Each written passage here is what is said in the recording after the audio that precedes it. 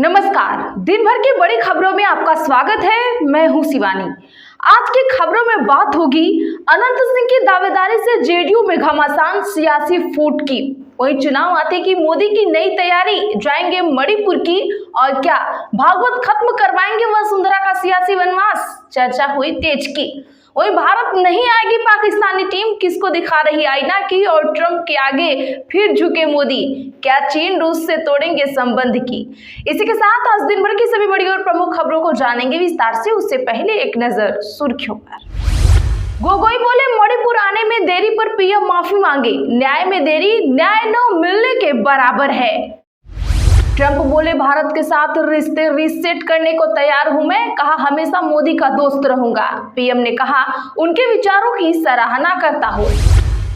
तेजस्वी ने भाजपा और जदयू से पूछे 10 सवाल। नेता प्रतिपक्ष बोले एनडीए नेता वोट मांगने जाए तो यह प्रश्न जरूर पूछें। बीजेपी और जेडीयू ने भी पूछे 10 सवाल। एक रोटी खम खाएंगे लेकिन झुकेंगे नहीं, डोनाल्ड ट्रंप के बयान पर भड़की कांग्रेस। गहलोत बोले राहुल गांधी की कोरोना, नोटबंदी, जीएसटी पर भविष्यवाणी सच साबित हुई है। जीएसटी से व्यापारी सहित हर वर्ग परेशान, सुधार में देरी की कई जेल में हैं। अजित पवार के वायरल वीडियो पर छिड़ा घमासान, प्रियंका चतुर्वेदी बोली महिलाओं की बात और कार्रवाई में फर्क है। अनंत सिंह की दावेदारी से जेडीयू में सियासी घमासान, मोकामा बना राजनीतिक अखाड़ा। नीरज कुमार बोले जदयू की सदस्यता तो लें तभी न उम्मीदवारी होगी। 60 हिंदू परिवारों के घर में मुस्लिम वोटर। ग्रामीण बोले गांव में सिर्फ भूमिहार, तो मुस्लिम की एंट्री कैसे, सुधार हो नहीं तो वोट बहिष्कार करेंगे। तमिलनाडु में निष्कासित नेताओं को वापस लेने की अपील। एमएलए सेंगोटियान पर पड़ी भारी, एआईएडीएमके ने सभी पदों से किया निष्कासित। अनिल अंबानी बैंक ऑफ बड़ौदा से भी फ्रॉड घोषित हुए। एसबीआई और बैंक ऑफ इंडिया के बाद तीसरी कार्रवाई।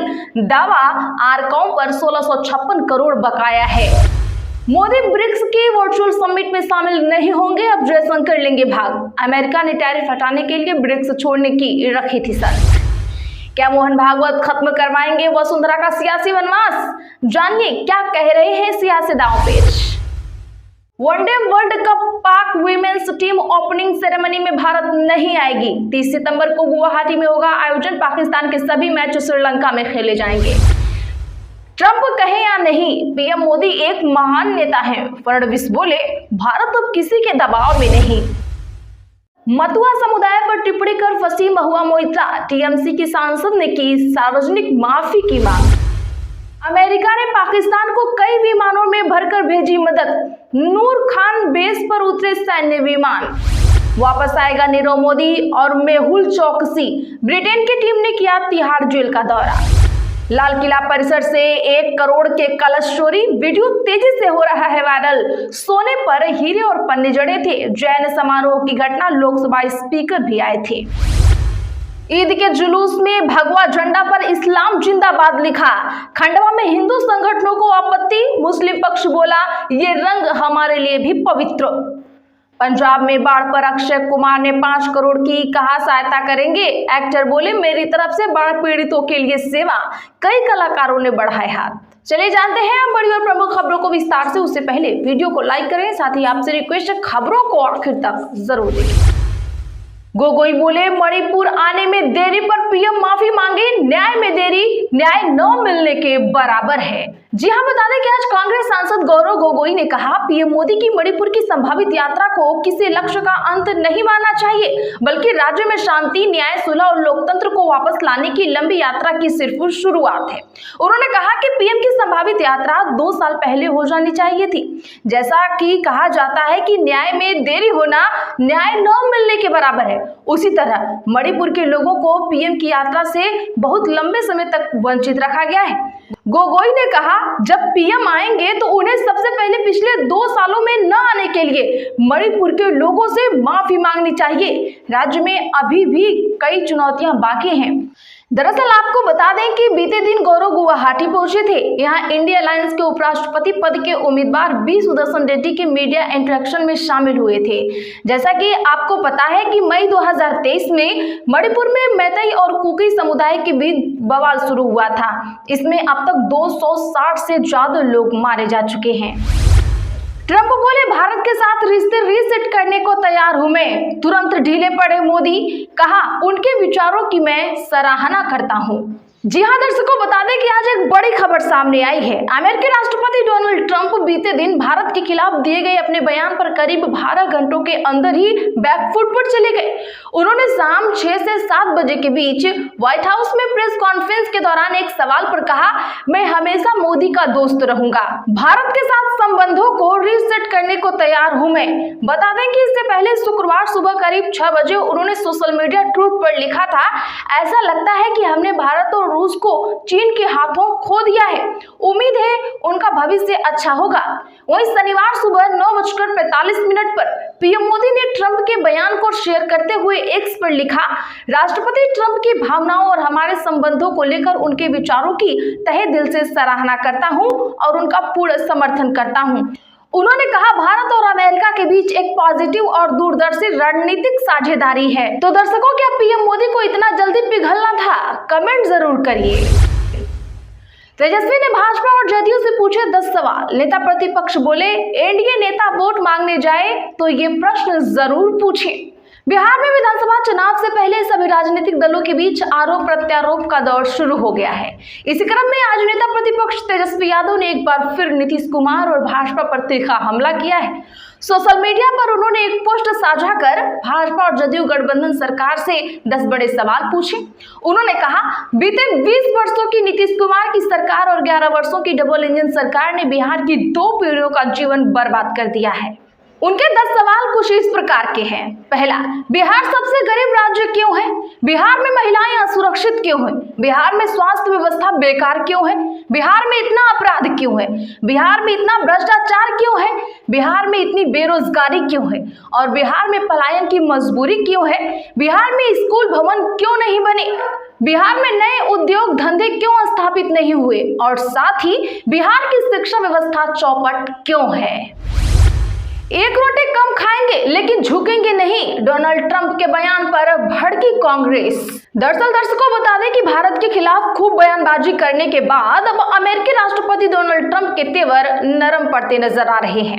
आज उन्होंने भारत के साथ रिश्ते को बेहद अहम बताते हुए कहा कि प्रधानमंत्री मोदी उनके हमेशा ही दोस्त बने रहेंगे, इसमें कोई चिंता की बात नहीं है। ट्रंप के बयान प्रधानमंत्री ने भी सराहना करते हुए कहा कि वह अमेरिकी राष्ट्रपति की भावनाओं का पूर्ण समर्थन करते हैं।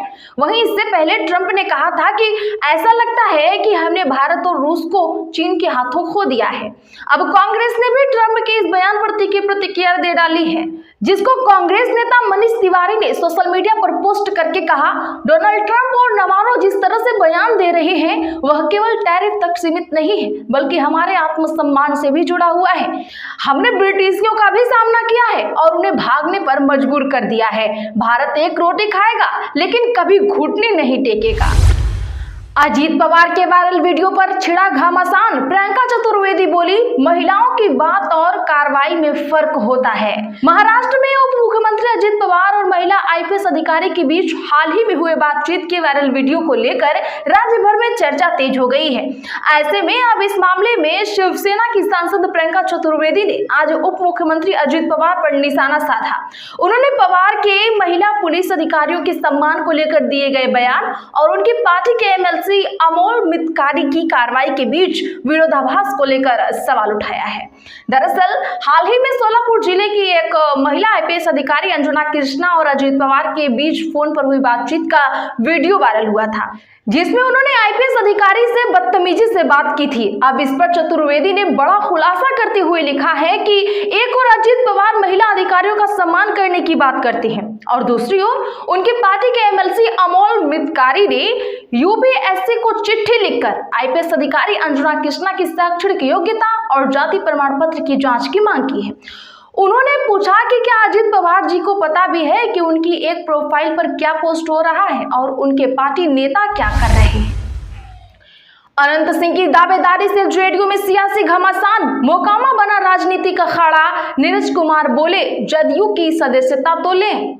मोकामा विधानसभा क्षेत्र में सियासत तेज हो गई है। बाहुबली छवि वाले पूर्व विधायक अनंत सिंह जेल से बाहर आने के बाद चुनावी मैदान में उतरने की घोषणा कर चुके हैं। उन्होंने साफ संकेत दिया है कि वे इस बार भी मोकामा से किस्मत आजमाएंगे। इसी कड़ी में 15 सितंबर को मोकामा के मोड़ में एनडीए का कार्यकर्ता सम्मेलन होने जा रहा है। इसके लिए अनंत सिंह सोशल मीडिया पर एक्टिव होकर लगातार अपील भी कर रहे हैं। जदयू के वरिष्ठ नेता और एमएलसी नीरज कुमार ने अनंत सिंह की सक्रियता पर सवाल खड़े कर दिए हैं। नीरज कुमार खुद भी मोकामा से चुनाव लड़ चुके हैं और इस बार भी दावेदारी कर रहे हैं। उन्होंने तंज कसते हुए कहा कि अनंत सिंह पहले जदयू की सदस्यता को तो ग्रहण कर ले, तभी न उम्मीदवारी होगी। बिना बच्चे के जन्म लिए लालन पालन कैसे हो सकता है। अमेरिका ने पाकिस्तान को कई विमानों में भरकर भेजी मदद। नूर खान बेस पर उतरे सैन्य विमान। पाकिस्तान में आई विनाशकारी बाढ़ से प्रभावित लोगों की सहायता के लिए अमेरिका ने कई विमानों में भरकर राहत सामग्री भेजी है। इस्लामाबाद स्थित अमेरिका दूतावास ने एक आधिकारिक बयान में यह जानकारी दी। इसने कहा कि पाकिस्तानी सेना के अनुरोध पर अमेरिकी सैन्य विमानों से राहत सामग्री पाकिस्तान में लाई गई है। ये विमान रावलपिंडी के नूर खान एयरबेस पर उतरे, जहां पाकिस्तानी सेना के अधिकारियों और अमेरिकी charge D affairs neatly baker ने राहत सामग्री रिसीव की। आज के लिए बस इतना ही। ऐसी ही खबरों के लिए चैनल सब्सक्राइब करें और बगल में घंटी के निशान को जरूर दबा लें। वीडियो को लाइक और शेयर करना ना भूलें।